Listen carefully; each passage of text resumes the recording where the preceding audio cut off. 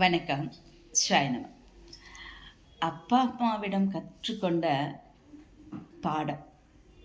அவர்கள் 1000 கஷ்டப்பட்டு நம்மை வளர்த்திருந்தாலும், அவர்கள் அந்த சிரித்த முகத்துடன் நமக்கு அந்த கஷ்டம் தெரியாமல் நம்மை வளர்த்தி இருப்பார்கள் இல்லையா?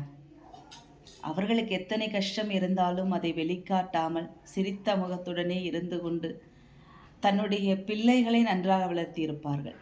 எதற்காக? அவர்கள் வாழும் காலத்தில் அவர்களுடைய திறமையை பொறுத்து அவர்கள் முன்னேற்றம் அடைய வேண்டும் என்று, கஷ்டத்தை யாரிடமும் பகிர்ந்து கொள்ளக்கூடாது என்றும், அனைத்தையும் கஷ்டத்தையும் தன்னுள்ளே வைத்துக்கொண்டு சிரித்த முகத்துடன் அனைவரிடமும் நன்றாக பழக வேண்டும், தன்னுடைய திறமைகளை வெளிப்படுத்த வேண்டும், மற்றவர்களுக்கு நல்லது செய்ய வேண்டும் என்று, தன்னுடைய உழைப்பின் மூலம் முன்னேற வேண்டும் என்று எடுத்துக்காட்டாக தன்னுடைய தாய் தகப்பன் வளர்த்தி உள்ளார்கள். தன்னுடைய தாய் தகப்பனே தன்னுடைய பிள்ளைகளுக்கு முதல் தொழிலதிபர் என்று சொல்லலாம். முதலாளின்னு சொல்லலாம், தொழிலதிபர்னு சொல்லலாம், முதலாளின்னு சொல்லலாம்.